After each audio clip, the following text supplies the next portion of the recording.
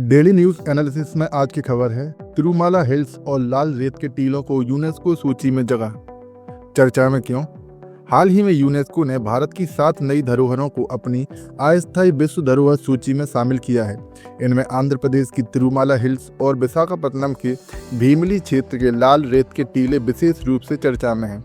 यह कदम भारत की समृद्ध सांस्कृतिक और प्राकृतिक धरोहरों को वैश्विक पहचान दिलाने के साथ साथ उनके संरक्षण और संवर्धन की दिशा में एक बड़ा प्रयास माना जा रहा है। जानते हैं किन किन धरोहरों को शामिल किया गया।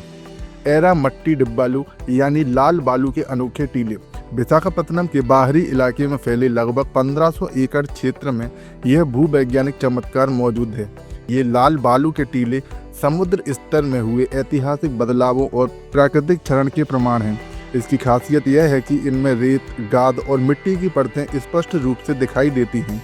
1886 में ब्रिटिश भूवैज्ञानिक विलियम किंग ने पहली बार इनका वैज्ञानिक विवरण दर्ज किया था। 2016 में भारत सरकार ने भूवैज्ञानिक सर्वेक्षण यानी GSI ने इन्हें राष्ट्रीय भू धरोहर स्मारक घोषित किया। तिरुमाला पहाड़ियाँ और एपार्कियन असंगति। तिरुमाला पहाड़ियाँ न केवल धार्मिक दृष्टि से प्रसिद्ध हैं बल्कि भूवैज्ञानिक दृष्टि से भी अत्यंत महत्वपूर्ण हैं। यहाँ विश्वविख्यात तिरुपति मंदिर स्थित है, लेकिन इसके पीछे छिपा एक और अद्भुत तथ्य है एपार्कियन असंगति। यह एक ऐसी भूवैज्ञानिक घटना है जिसमें लगभग 1.6 अरब वर्ष पुरानी ग्रेनाइट चट्टानें नई अवसादी परतों से मिलती हैं। इसे दुनिया की सबसे पुरानी और दुर्लभ भूवैज्ञानिक असंगतियों में गिना जाता है।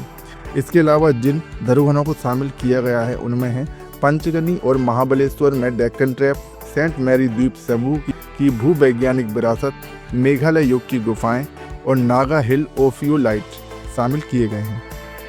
जानते हैं यूनेस्को के बारे में। यूनेस्को का पूरा नाम United Nation Educational, Scientific and Cultural Organization है।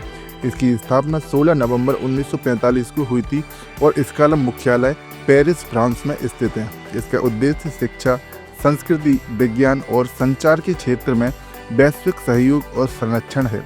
यूनेस्को का विश्व धरोहर कार्यक्रम 1972 में शुरू हुआ था, जिसके तहत सांस्कृतिक, प्राकृतिक और मिश्रित धरोहरों को अंतर्राष्ट्रीय स्तर पर संरक्षित किया जाता है।